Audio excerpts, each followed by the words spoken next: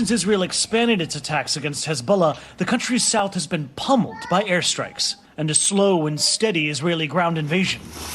But lately, the country's north has also come under fire. This house in the sleepy mountain village of Aitou is now the scene of one of the deadliest single Israeli attacks since the war here began. 24 people were killed here in an airstrike on Monday.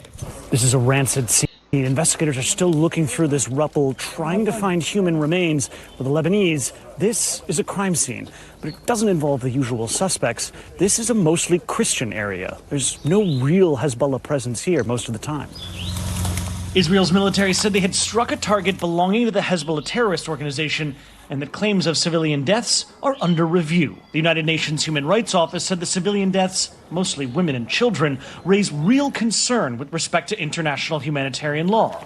عمري 42 سنة. Eli Alwan owns the property. He said he rented it to a large family of people displaced from the south. Everything was normal, he said, until a visitor arrived carrying cash. الهدف اللي صار The target may be someone who came here and is wanted, he said, someone who belongs to Hezbollah.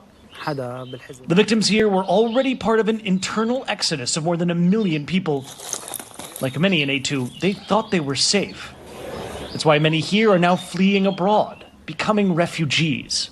This ship almost always takes cars and freight, but it's a sign of desperation that now its main cargo is people. Hundreds of people have traveled here to the northern city of Tripoli from all over Lebanon. But this is just the beginning of their journey. They have a 12-hour ferry ride to Turkey.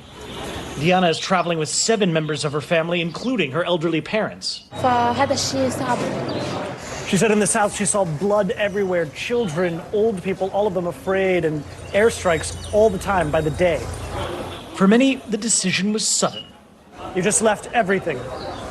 And you decided yesterday. Yeah, we left everything. We left our dreams, we left our stuff, we left everything here. Manal and her family could have hopped on a flight, but Israeli bombs are landing all around the main airport in Beirut. What did you see? What did you hear that made you want to leave? We are afraid from the sounds that facing from the bombing. Our children began crying every day. They don't want to stay in the home. They want to leave. Yes, because of that. You're Lebanese. How do you feel about leaving Lebanon like this? It's very sad, really. We are leaving our homes, our families, our life there.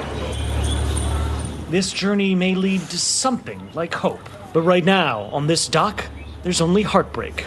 Matt Bradley, NBC News, Northern Lebanon.